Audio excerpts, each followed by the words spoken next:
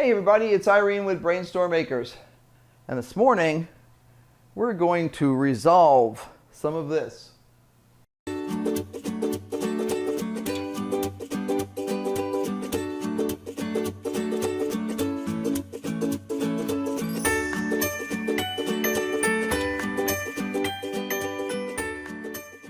Obviously, I have a big pile of veggies on my counter right now. And these are things that Henry and I picked yesterday in the greenhouse. And some of it I'm just going to tell you what I'm going to do with it. And I might show you what I'm going to do with some things. So, easiest thing is, this is Thai basil. I decided to trim out one of the bigger plants there and get rid of it. This is going to be dried. Now, I was working on this a little bit last night. So what I have is, I have some of my drying trays here. The individual leaves were stripped off. I already pre-sorted in terms of trying not to get any leaves that were anything less than primo. And when I'm done with this process this morning, these are going down to my studio and they're going to have the top of the dryer put on and they'll dry for probably overnight. These are fairly thin leaves, so they dry pretty quickly. But one of the things you guys actually haven't seen here, let me show you my little trick. A couple of things you haven't seen. You haven't seen this apron before. This was a gift from our daughter when she went to Disney. In case you don't know, I'm an apron fan. Unfortunately, I'm down to kind of my last few right now, but I love aprons and I love patterns. I've been very frustrated lately trying to buy new aprons because everything I'm finding is boring. It's like I'll see a cool apron or a cool t-shirt and it comes in black and gray. And I'm like, bright colors, guys, please, bright colors. Let me show you what we have here. I'm going to roll this over. This was our new purchase this fall, and it has been the best thing ever. This is simply a rolling kitchen cart like they use at commercial kitchens. And those gray trays that are sitting in it are bussing trays. Now, I would never leave it in the sun like this in normal circumstances. But we're using it as a staging area in the kitchen because we have so many vegetables that we're dealing with. I don't want 3,000 pounds of vegetables all over my counters all the time, otherwise we can't cook. And one of the purposes of having a large kitchen is to be able to cook freely. We decided we'd get this cart. It's a good stainless steel one. We bought it at a big box store. In case anyone wants to know, we got it at Sam's. I think Costco has it for a reasonable price too. They're incredibly strong. I could sit on it if I wanted to. I don't want to. But I also like to know that it's sturdy enough that if I were to put a bucket of potatoes on it that weighed 25 pounds, and then a week later I put another bucket of potatoes on it that weighed 25, I don't have to worry about it collapsing. And some of the lighter weight ones, they're not really intended for weight. And we wanted something that was weighty. We could cover those bins with a cloth to keep the light out. I have a couple of these kind of bins that you use for organizing in refrigerators and freezers. We originally had these for use in the freezers and I was able to get a few extra and I've been using them in here and they have been awesome because it lets me sort the tomatoes. I can see if there's anything going spoilage really quickly. If it does spoil and I don't notice it right away, it's not leaking anywhere, it's in here, and these are totally washable.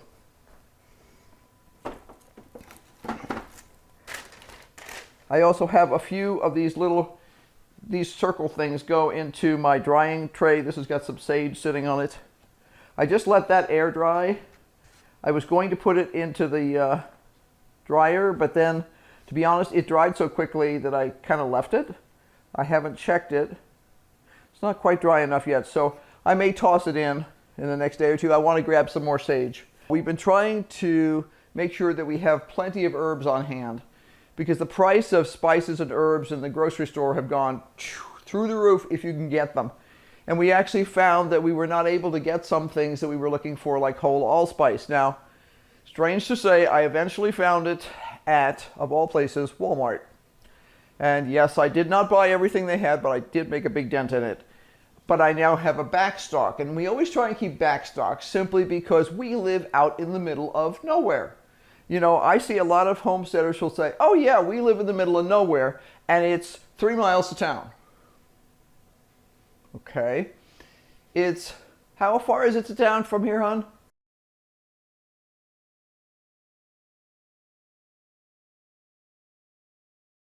That's on a dirt road before you get to a paved road. And I won't say there's nothing in town. We now actually have a dollar store, Family Dollar. So we can actually sometimes pick up emergency supplies there. And the prices are usually good. But they're not going to have anything exotic. They would have onion salt, but they're not going to have some exotic spice. So if we want to have good quality, more unusual spices or anything else around here, we need to be prepared to drive a minimum of, once you get to town, another 18 miles one way to a grocery store, which is meh, okay. If we want to have pretty much assurance that we're going to be able to get whatever we need, we're going to have to go about 55 miles in one direction or the other to either Flagstaff or Prescott, where there's an assortment of grocery stores, and if you're willing to go to store from store, you can probably find what you're looking for. The prices are going up because supplies are low, demand is high. It's getting towards the holidays, so there's a lot of things that are going out of stock anyway, and always did. I mean, we always ran short in our area of certain things. So far, we have had exactly one opportunity to buy a turkey, which Henry took, and we have a turkey in the deep freeze. But usually by this time, our local grocery store, which is, like I say, 18 miles past town, would have big cases of turkeys, just waiting for people to decide they wanted turkeys. Nope, nope, not yet. So we'll see. We at least have a turkey. We also have a ham in the freezer. So we'll have turkey for Thanksgiving. But yeah, we have our options. And if we don't decide to buy something else for Christmas, we have a Christmas ham. So, sage. On the theme of herbs,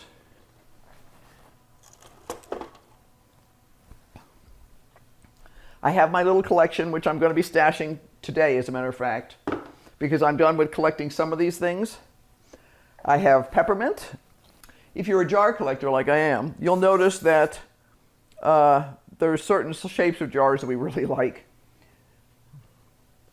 These come from Bon Maman, which is a decent, more than decent quality jelly and jam company.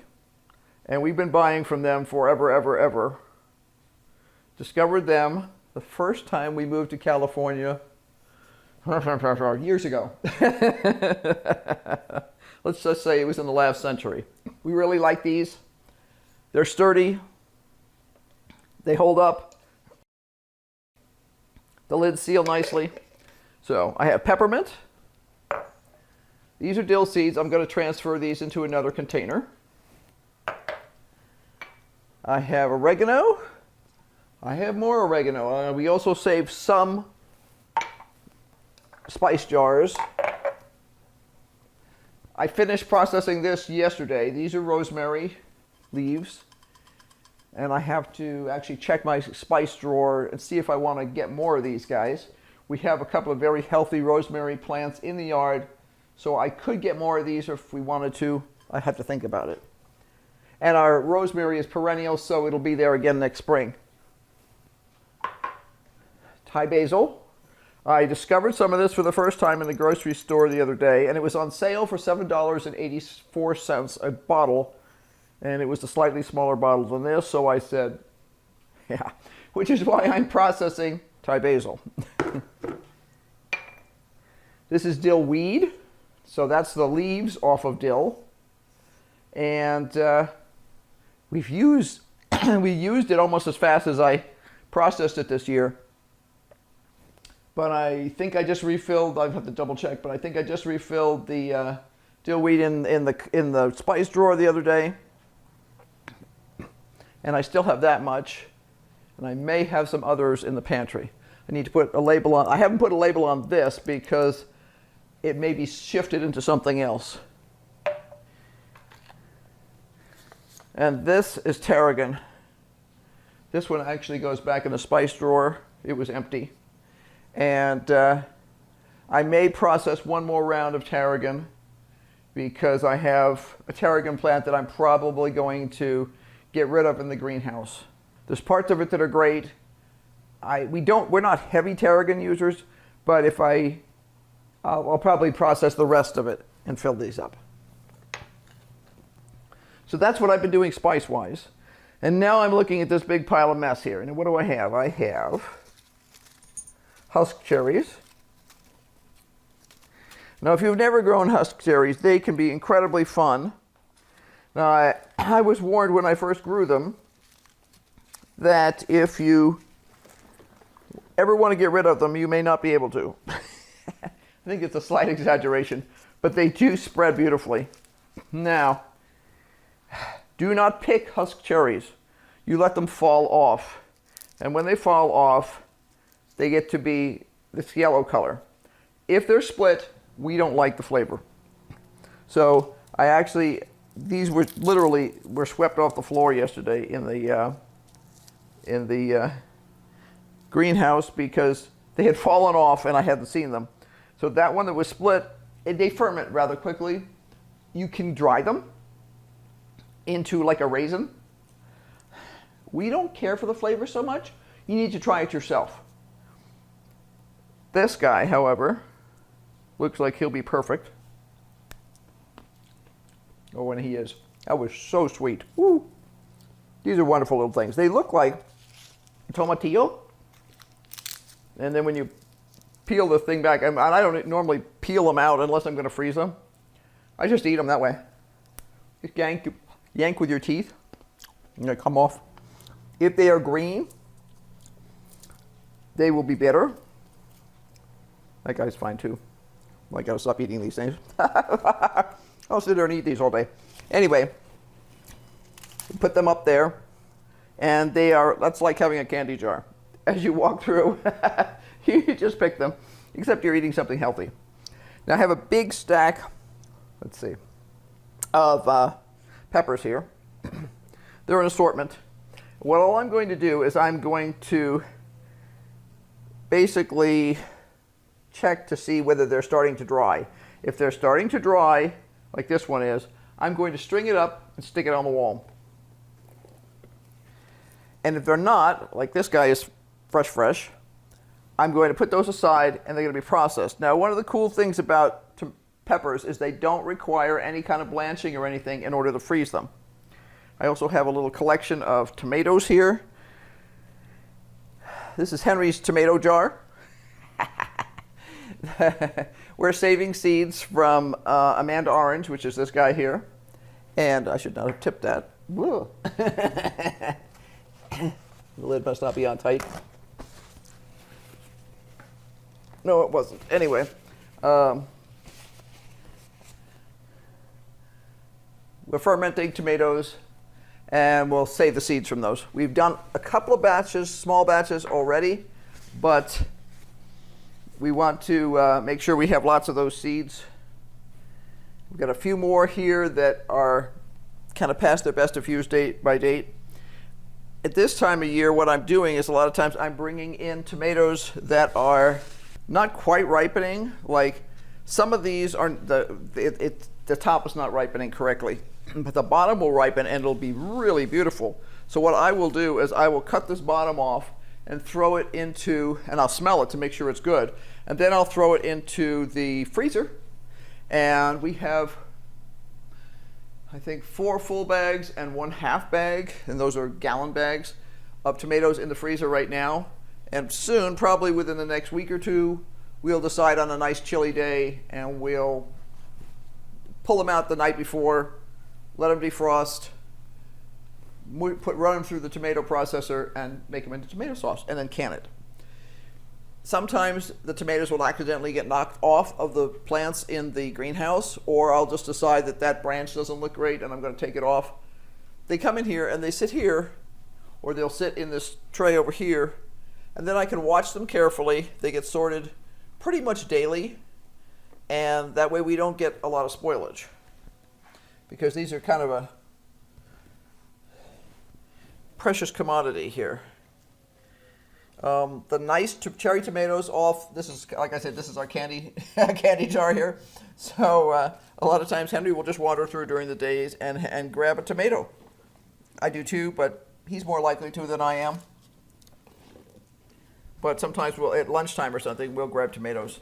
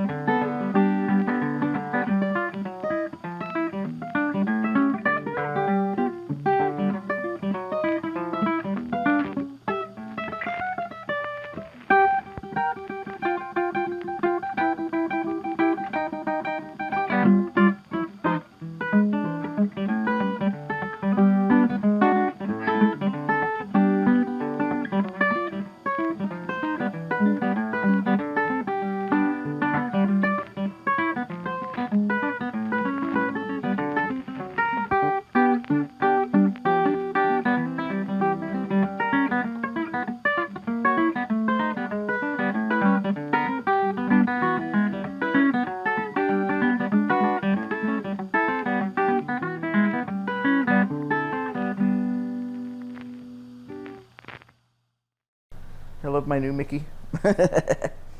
Anyway.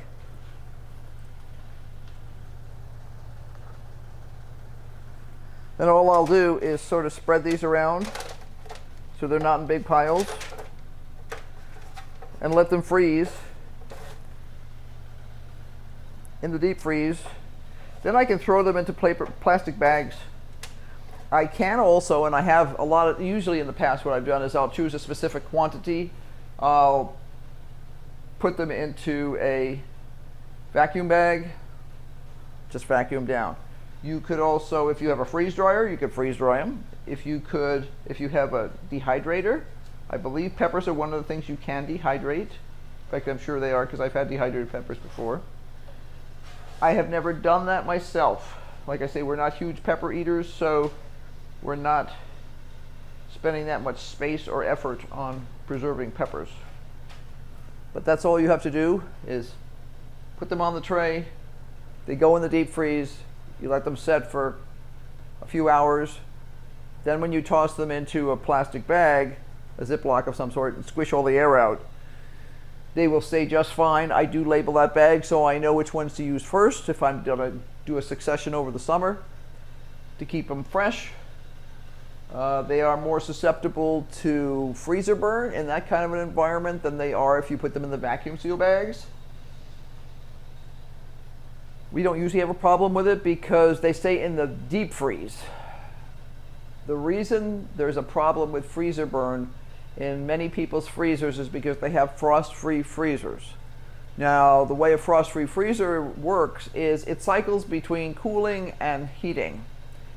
The heating part makes it get rid of all the frost inside the freezer. It also raises the temperature of the vegetables or meat or whatever else you have in there. We do not have a frost-free freezer. Ours is propane. They don't, to my knowledge, make propane freezers that are frost-free. We actually don't mind having to defrost the freezer. Usually only happens once a year. We're very conscientious about keeping the door tightly sealed. We don't open it very often. What we do is when we need supplies, we shift the supplies from there to the small freezer on the refrigerator, and that prevents the buildup of frost. And like I say, because ours is not cycling between hot and cold cycles, we get a lot less freezer burn. I won't say we get no freezer burn, because over time it can happen, but we're talking years usually. We don't usually see anything that will significantly affect the quality for at least a year and a half, because it doesn't cycle. So I don't know that they really sell many electric freezers anymore. They're not frost free because people don't like the job of having to defrost freezers and refrigerators. I have to admit, when I went from an in-town fridge that didn't have to be defrosted to a fridge that had to be defrosted, I was going, oh God, I remember this from when I was a kid. But I've gotten used to it. And the big thing is, you can't stand there with the refrigerator open for days. If you have children or husbands or spouses of any kind that stand around with the refrigerator door, give them a good kick in the butt and tell them not to. Henry doesn't do that. I don't do that. The cat and the dog are not allowed in the fridge, so we're good. Does anything ever go wrong? Yeah, there's been a couple of times when the door didn't seal quite right. We just try and pay more attention. That's all. So I hope you find this helpful. I am going to finish lots of peppers. So until next time, be sure to like, subscribe, and hit that notification bell, because obviously we still have a lot going on. We have, I was actually checking my carrots in the greenhouse yesterday, and I've got a couple of carrots in there that are big enough to eat now if we wanted to. We don't need to. We've got carrots in the yard still, so we'll use those up first. And I actually need to start another batch of carrots in the greenhouse, but I need to get some more potting soil first, because that's our next stopping point, is we don't have enough potting soil. So until next time, bye.